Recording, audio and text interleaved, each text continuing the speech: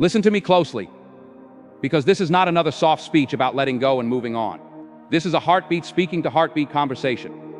A mirror held up at midnight when the room is quiet and the phone is face down and the truth is louder than the excuses. Tonight we're talking about what really happens when a man hurts a truly good woman. What erupts inside her, what dies, what is reborn, and why that rebirth is not a movie scene but a sacred, slow, unstoppable rising. If you've been carrying a love that wasn't held with the same hands you offered it in, if you've been questioning your worth, if you've been wondering whether the ache in your chest is proof you were weak or proof you were honest, stay with me. I'm going to tell you something that will change the way you see yourself. This is not a story of revenge. This is a story of resurrection. This is healing after heartbreak. This is self-love finding its voice. This is womanhood, refusing to let pain define her future. When a man hurts a good woman, the world misreads the silence that follows. People think the silence is surrender, an empty space where love used to live. They don't understand that silence is strategy. Silence is where she rebuilds. Silence is where she stops defending herself. To people who decided ahead of time not to understand her, silence is where she finally asks the right question, not why am I not enough for him, but why is he not ready for someone like me? And when that question lands, it cracks the floor beneath old illusions. She stops prowling through past conversations, looking for the sentence that would have saved it all. She stops bargaining with her own softness. She stops negotiating with disrespect. She starts breathing again. You should know this about a good woman. Her love is not naive, it's informed. She learned to stand inside storms without collapsing. She learned to forgive without pretending there was never a wound. She learned to be loyal without losing herself. She gave him the rarest thing, presence. The kind that watches you when you can't look yourself in the eye. The kind that steadies you when the room spins. The kind that speaks to your future when your history screams. That kind of love is a mirror and a magnifying glass. It shows you what you are and what you can be. And if you haven't made peace with your own shadows, that mirror is terrifying. Some men don't run because the love is wrong. They run because the love is true. The truth requires change. Change feels like loss to a man who's married to his habits. So he avoids, he minimizes, he disrespects, he repeats the cycle, and he tells himself she'll always be there because she always has been, until she isn't. Let's talk about what you don't see. You don't see the nights she lies awake, staring at the ceiling, replaying the 1,000 small moments that didn't make the highlight reel. You don't see how many times she softened her voice to keep the peace that never really existed. You don't see how often she swallowed her wild just to fit into rooms that were too small for her spirit. You don't see the tiny betrayals she committed against herself in the name of keeping a love that wasn't keeping her. You don't see the quiet calculations she performs, measuring her worth against his recognition of it, then catching herself and ripping up the math because love isn't an equation, and she is not a problem to be solved. Somewhere between the last apology and the next good intention, a decision starts forming like dawn behind the mountains. She decides that her heart is not a place for people to learn the alphabet of love by scribbling on the walls. She decides that her future deserves a safer architect. She decides that leaving may be the most faithful thing she's ever done for herself. The transformation doesn't start with fireworks. It begins with small choices that feel like breathing for the first time after being underwater. She deletes the thread she kept rereading for proof that she wasn't crazy. She stops reaching for the phone every time an old memory knocks. She throws away the hoodie that smelled like promises. She opens the windows. She changes the sheets. She plays music that doesn't remind her of a contract written in vanishing ink. She calls the friend who kept telling her the truth even when she didn't want to hear it. She starts to eat again. She starts to sleep again. She starts to pray, or journal, or run, or sit at the edge of her bed with the morning sun on her face and whisper a sentence that sounds like a vow. I am not going to abandon myself to prove I can love someone else. That's the first ignition. Self-trust. When self-trust comes back, clarity comes with it. She's not becoming cold, she's becoming clear. She's not becoming bitter, she's becoming boundaried. She's not becoming hard, she's becoming whole. Clarity is oxygen. It makes the world less foggy and more honest. She sees red flags that used to look like white flags of surrender. She recognizes patterns she used to call coincidences. She hears the difference between I didn't mean it and I won't do it again. She stops auditioning for a role in a life that refuses to make space for her. She remembers who she was before she was busy proving she was worthy. She becomes the woman who asks better questions, and better questions lead to better futures. This is recovery from a toxic relationship without making her heart toxic too. This is emotional healing with dignity, not dramatics. Some men misunderstand this stage and call it attitude. It isn't. It's altitude. She's rising. The air gets thinner where she's going. Not everyone can breathe there. She's not punishing him. She's protecting herself. Protection doesn't look like revenge. It looks like wisdom. It looks like unanswered messages when history has already written the ending. It looks like choosing peace over chaos. It looks like no without a presentation attached. It looks like loving herself in public after she learned to love herself in private. It looks like deleting the idea that closure lives in someone else's mouth. Closure is a personal ceremony. It happens when you stop arguing with reality and start investing in what's next. Healing is not linear, but it is faithful. There are days the ache sneaks back in and sits on her chest like an old ghost. She doesn't pretend it isn't there. She doesn't shame herself for still feeling it. She lets it speak, and then she lets it go. She learns to honor the fact that grief is love, looking for a new home. She gives it a home in her growth. She takes the same energy she poured into saving what was sinking and pours it into building something that floats. She reads. She learns. She says yes to challenges she used to avoid. She sits in rooms that used to intimidate her and realizes the room wasn't big.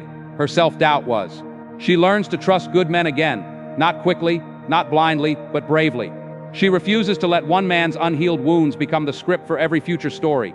Forgiveness becomes an unchained door, not a revolving one. Forgiveness is for her freedom. Reconciliation is for somebody who can respect it. If he can't, the door stays open for her to walk through and closed for him to walk back in. And what happens to him? The same silence that nourishes her starves him. He wanders through new conversations, trying to find the old devotion, and realizes devotion is not a vending machine.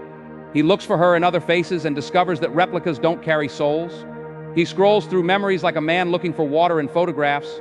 He learns slowly that apology without transformation is manipulation by another name. He learns that being not that bad is not the same as being good. He learns that love is more than chemistry. It's character. And character is the only container strong enough to hold a woman who loves with depth. By the time he understands, the door is no longer a door. It's a wall covered in ivy. The kind that grows when a woman has turned her pain into a garden. If you're listening and you are that woman, hear me. You are not crazy for feeling everything. You are not dramatic for needing consistency. You are not asking for too much by asking for what is essential. Love without truth is theater. Love without respect is a cage. Love without effort is a lullaby for grown children. You were not ruined by loving deeply. You were refined. The tears did not wash you out. They washed you clean. What you lost in him, you will replace with a self you can finally trust. And when you trust yourself, you choose differently. You will recognize the sound of peace and refuse to mistake it for boredom. You will recognize the sound of chaos and refuse to mistake it for passion. You will recognize the sound of healing and refuse to run because the old wounds are loud. You will create a life that does not require you to shrink. You will create a love that does not require you to beg. You will create a future that fits your wingspan. There's a moment in every good woman's healing where she looks at the mirror and doesn't ask, what did I do wrong, but what did I do right? What you did right was you loved honestly. What you did right was you stayed when it was noble and left when it was necessary. What you did right was you apologized when you were wrong and stopped apologizing for being real. What you did right was you held the line when the line was the difference between sanity and self-betrayal. What you did right was you learned. Learning is love's graduation. You graduate from chasing potential to partnering with purpose. You graduate from explaining your value to embodying it.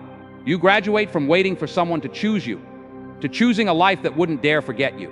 For the men listening who feel the sting of recognition, this isn't your condemnation, it's your invitation.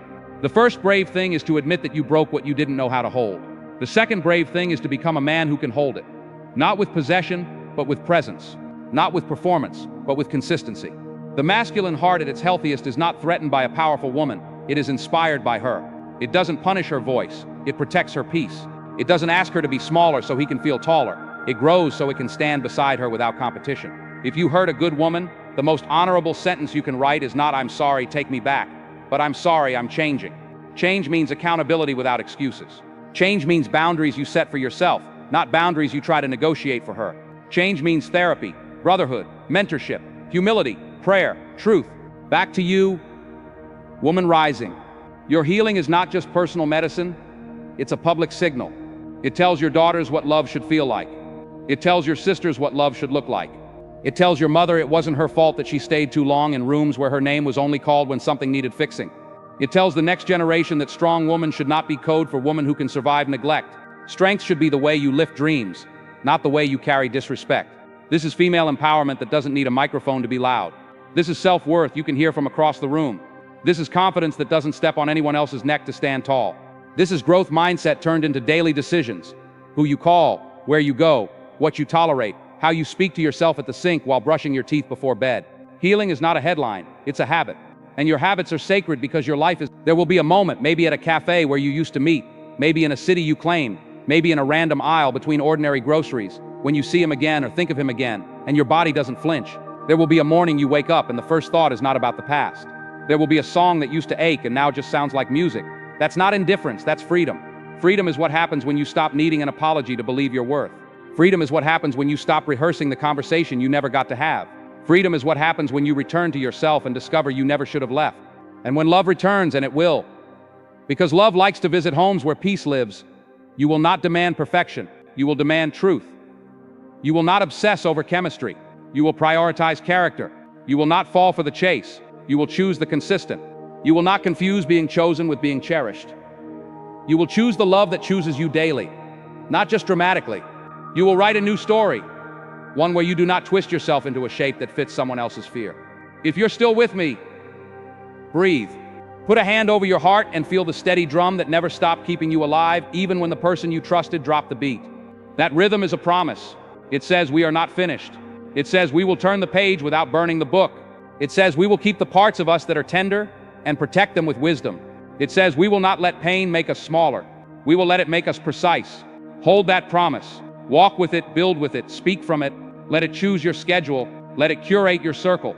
Let it decide your borders. This is how you move on with grace. This is how you become the woman who doesn't have to announce the upgrade because the light in her eyes already told the story.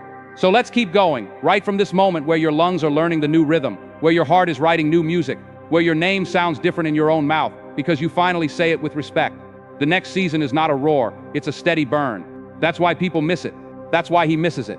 He looks for fireworks to tell him the show is over. He doesn't realize the lights went up and the audience already left, because you quietly chose yourself and the choosing did not ask for his permission. From here, your power stops being loud and starts being lived. Your boundaries become the way you breathe.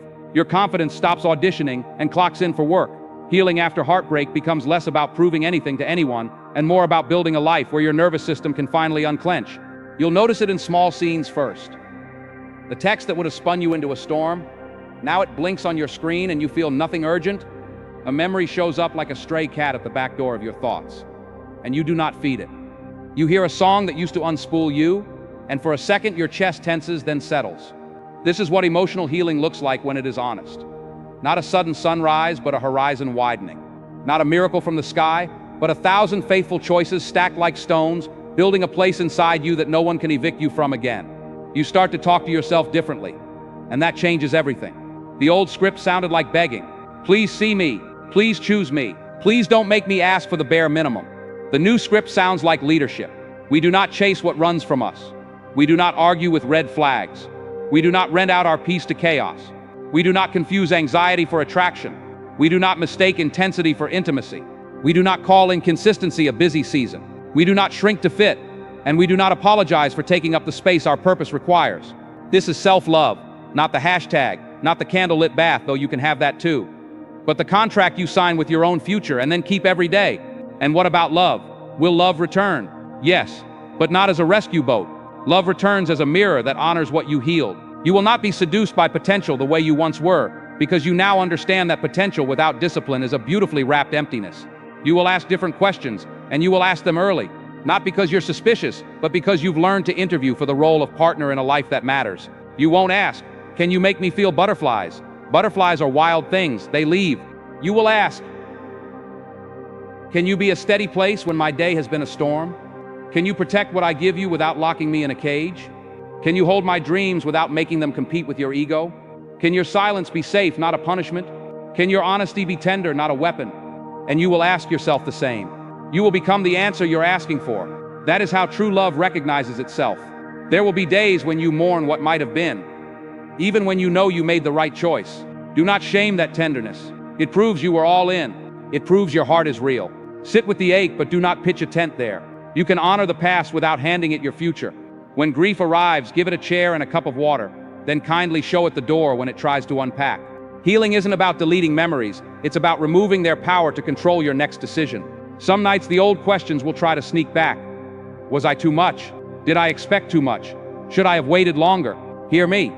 You were not too much. You were too generous for a person who invested too little. You did not expect too much. You expected the minimum a healthy love requires: respect, reliability, repair. And waiting longer would only have cost you more of yourself. You didn't run out of patience. You ran out of reasons to betray your own heart. On the other side of that truth, your life starts to blossom in places that once felt barren. You pour into your craft, your calling, your circle. You show up to your work with a steadiness that makes people ask what changed, and you smile because the answer is simple. I stopped bleeding energy into what would not hold me. Your creativity brightens. Your laughter returns from its long trip. Your body loosens its armor. You sleep, you dream, you build. The mornings have a new sound because your first conversation is with your own soul, not with a ghost. Before your feet hit the floor, you set the tone. This is a gentle day. This is a strong day. This is a day I give my best work and keep my best boundaries. And when the world tries to turn you into a reaction machine, you choose response over reactivity. This is growth mindset, not as a slogan, but as a practice you can feel in your shoulders. Let's speak to the man again, because accountability is love's necessary spine. If you recognize yourself in these words, the mixed signals, the promises that dissolved at contact with reality, the apologies that never turned into change, don't drown in shame. Shame will give you an identity you can't leave. Responsibility will give you a door you can walk through. Find the places in you that sabotaged intimacy and tell the truth about them. If fear made you flee, say it. If pride made you punish, say it. If immaturity made you take what you could not carry, say it. Then do what men who are becoming do. You build the muscles of presence. You repair, not with speeches, but with a calendar full of consistent decisions. You learn emotional regulation, so her tears aren't threats. You practice honesty, so you never again need to memorize your last lie. You make respect your default, not your performance. You apologize with a changed pattern, not just a changed tone. You become a shelter, not a storm. Understand this: a good woman's heart is not a trophy you win by performing at the beginning. It is a trust you keep by staying when it's boring, showing up when it's inconvenient, listening when it's not flattering. This is how you earn a love you will not have to fear losing. Back to you, woman rebuilding. You might feel the urge to prove you're fine by moving on fast. You don't have to sprint. The world loves speed because speed distracts from depth. You are choosing depth now. You are choosing the slow burn, the kind of transformation that sticks because it came from the inside out. Let your solitude be a sanctuary, not a sentence. Let your routines anchor you: the morning walk, the journal entry, the prayer whispered over your coffee, the workout that reminds your bones they are a home, not a battlefield. Let your friendships become richer because you're no longer processing chaos all day. You're present, curious, funny again. Call your joy back, not the kind that performs, the kind that sits with you in sweatpants and no makeup and says, "I like us like this." There will be messages, of course there will. People who love the unhealed version of you will test the new doors to see if the locks work. They'll write, "I've been thinking." They'll write, "I miss us." They'll write, "I'm different now." Some will be telling the truth. Some will be telling you what they think you need to hear to reopen access to what they didn't value when they had it. You won't panic. You will breathe. You will check with the wisest part of you. You will ask, is this alignment or nostalgia? Is this growth or gravity? Is this a lesson returning in a better form, or the same pattern wearing a nicer coat? Then you will answer with your feet. If it's real, you'll see it in action sustained over time. If it's not, you will let the typing bubbles pop and the silence stand. Your peace is not rude, it's responsible. A strange tenderness appears when you truly start to heal. Compassion for the version of you that stayed too long. You stop calling her foolish. You start calling her brave. She kept showing up with a love that deserved better. She didn't fail, she learned. And because she learned, you get to live differently. Thank her. Speak to her like an older sister would. I've got it from here. Rest. I won't waste what you survived to teach me. This inner reunion is what makes your confidence land softly instead of crashing into arrogance. Confidence, real confidence, is quiet because it no longer needs a witness to exist. Do you know what else changes? Your standards turn into a lifestyle. You used to write lists in the Notes app: must be this, must do that, and then negotiate the list down when loneliness was loud. Now the list is written into your hours. If you say you value honesty, your own calendar reflects it. You don't overpromise. You stop agreeing to dinners you secretly dread. You tell the truth sooner, even when it risks approval. If you say you value consistency, your mornings and nights show it. You sleep, you nourish, you move, you keep promises to your body. If you say you value faith, you actually practice it on Tuesdays, not just on Sundays. This is how you become magnetic to the kind of love you want, by becoming a faithful steward of what you say you value. Not performatively, practically. Career shifts too. When you stop managing someone else's chaos, you suddenly have room for your own calling. Projects that used to overwhelm you now feel like puzzles you're excited to solve. You pitch yourself for opportunities that would have scared you last year, and your voice doesn't tremble because you are not asking them to confirm you matter. You are inviting them to partner with a value you already know you carry. Money conversations become less loaded because self-worth is no longer tied to a paycheck. And yet, ironically, the checks expand because clarity increases contribution. You negotiate not because you're greedy, but because undercharging is a cousin of self-abandonment. You build because building is how healed people thank their pain for the instructions it delivered. Family dynamics start to untangle. You stop over-functioning at gatherings to hold the emotional temperature steady for everyone. You hug and laugh and help, but you no longer sprint to fix adults who refuse to fix themselves. You bless people with your presence, not your martyrdom. You stop being the emergency contact for problems that are older than you. That little girl inside, the one who learned early that love equals labor. She gets to play now. She gets to create. She gets to sit on the couch after dinner and watch the sky change colors without thinking the world will break if she rests. Rest becomes holy. Rest becomes strategic. Rest becomes the place where your best ideas find you, because your brain isn't clogged with proving and performing. Let's talk about the body. Because heartbreak doesn't only bruise the mind, it lives in muscles, in breath, in the way your jaw holds the unsaid. You will give your body back to yourself. You will stretch and sweat and still. You will take walks that are less about counting steps and more about counting blessings. You will feed yourself like someone you love, not with perfection, but with presence. You will learn that peace is a posture. Shoulders down, jaw unclenched, belly soft, hands open. Try it now. See how different the world looks from a body that is not braced for impact. The universe responds to that softness, not to exploit it, but to meet it with opportunities you could not see when you were only scanning for danger. When love knocks again, and it will, your intuition will hum at a frequency you've earned. You'll see the green flags, the follow-through, the listening that doesn't rush to fix, the apologies that include a plan, the consistency that lasts through ordinary Wednesdays. You'll also see yellow flags, and treat them like the invitations they are, to slow down, to ask better questions, to clarify expectations without turning the moment into a trial. You will date like a queen who knows her kingdom is not empty without a king. You will flirt, you will laugh, you will enjoy, but you will not abandon yourself at any table, not even a candlelit one. If they are the right one, your boundaries will feel like a home they're honored to enter, not a wall they resent. If they are not, you will not try to teach them what someone else should have taught years ago. You will release them back to their journey and bless yourself with your own company. And if he returns, the same he, the one whose lessons carved your new life. If he arrives with real change, you will know, not because his words are different, but because his rhythm is. You will see it in his calendar, his friendships, his habits. When nobody's clapping, you will see humility, where there used to be performance. You will see self-control where there used to be charisma, carrying too much weight. You will see accountability that doesn't require you to play hall monitor. And still, you will not rush. You will let time do what time does. Separate the reformed from the rehearsed. This is not punishment. This is stewardship. Your heart is a sacred city now, and sacred cities vet their architects. At some point, you will be asked for your story. Maybe a younger woman, eyes bright and voice shaking, will say, "How did you do it? How did you leave? How did you heal? How did you not go back?" You will tell her the truth without glamour. You will tell her that you didn't wake up powerful one morning. You woke up exhausted and chose one honest action, then another, then another. You will tell her that healing is boring sometimes, that boredom is what peace looks like when you're used to adrenaline. You will tell her that you cried in the grocery store and laughed in the shower and signed up for a class you almost skipped and went anyway. You will tell her that therapy wasn't magic, but it was a map.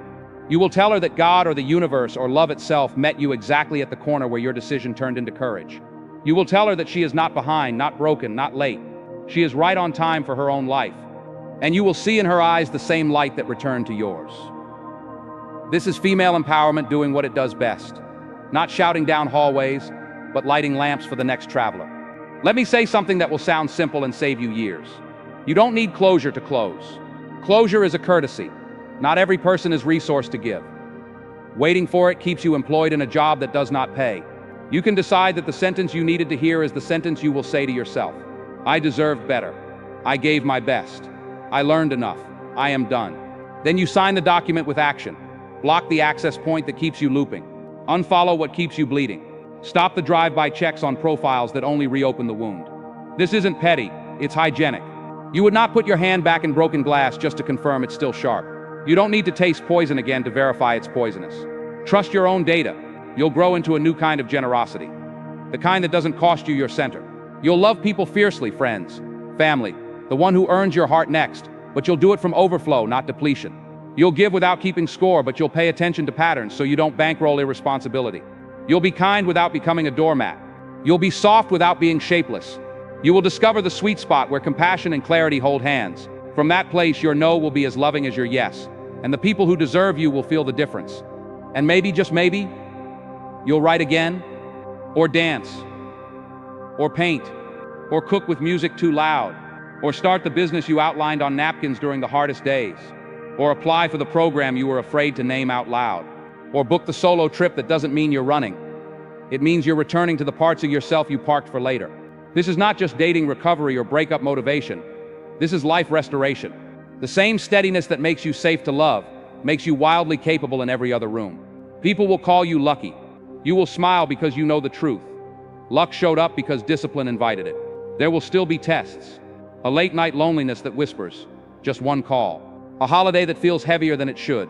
A comment from someone who doesn't know your story and tries to write it for you. You'll pass most tests and fail a few, and that's okay. Progress is not perfection, it's direction. When you slip, you will not spiral into shame. You will course correct. You will say out loud if you must, "We don't live there anymore." Then you will do the next right, kind, steady thing. This is how you keep your peace, by protecting it like the rare resource it is. To the man who is listening and truly learning, the best apology you'll ever give is the life you live now. Become the person you would have been proud to be back then. Not for her return, for your own integrity. Let your future partner meet the version of you who can love without requiring someone else to mother your unhealed parts. Let your friends watch you honor women in rooms where it's easier to score points with boys who never grew up. Let your son learn gentleness from your strength. Let your daughter never once wonder whether her boundaries make her less lovable because her father modeled the opposite. This is your homework. Do it with joy, do it with humility. Do it like a man who understands that love is not found, it is forged. And now, you woman of fire and grace, stand at the doorway of everything you asked for on nights you thought no one was listening. You asked for peace, you grew it. You asked for clarity, you earned it. You asked for love, you became it. So that when it arrives, it will be a familiar language, not a foreign one. Your life will not be perfect. It will be yours. It will be sturdy in the places that matter. It will be flexible where it needs to bend. It will be tender where it used to be armored. People will ask you the secret, and you will tell them the most unbeautiful, beautiful thing. I stopped abandoning myself. Take one more breath with me. Feel the ground hold you. Feel your heart answer back with that steady drum. The next chapter is not waiting for you to be fearless. It's waiting for you to be faithful. Keep the promises that rebuild your future. Drink water. Tell the truth. Move your body. Honor your word. Keep wise company. Rest when you're human. Forgive without reopening doors. Love without losing yourself. Pray or be still, like answers are already arriving. Choose presence. Choose purpose. Choose the life that treats your softness as treasure and your strength as standard. Choose again and again, until choosing becomes who you are. And when the day comes soon, sooner than you think, when you sit across from someone whose eyes do not dart away from your depth, when their peace matches yours, when their laughter feels like home, you will smile at the quiet miracle. Not because they completed you, but because you built a life where love could land without breaking anything. You did that. You did that with 20 small choices a day, and the courage to begin again when you stumbled. You did that by refusing to call chaos love and by learning the shape of your own worth. Walk on then. Walk into rooms you used to tiptoe into. Walk down streets that used to hold ghosts and leave them to their hauntings. Walk past the old story and into the one you're writing now with both hands. Walk toward the friendships that clap when you win and hold you when you weep. Walk into work like a woman whose ideas deserve daylight. Walk into love when it is ready, when you are ready. Not as a beggar of attention, but as a builder of home. And if the past ever calls pretending to be the future, let your silence answer. Let your boundaries answer. Let your life answer so loudly that you never again have to. Because the truth, the final quiet truth is this: you did not lose him. You released the life that required you to lose yourself. You chose you, and in choosing you, you chose the only love guaranteed to last. From that rooted place, everything good can grow. Partnership, purpose, peace. This is the soft revolution. This is the steady uprising. This is your becoming, unhurried, undeniable, unbelievably beautiful. Keep going, keep rising, keep the door open for miracles and closed to mediocrity. Keep your heart soft and your standards iron. Keep your voice gentle and your boundaries clear. Keep your promises to the woman in the mirror. She is the love story you were always meant to live.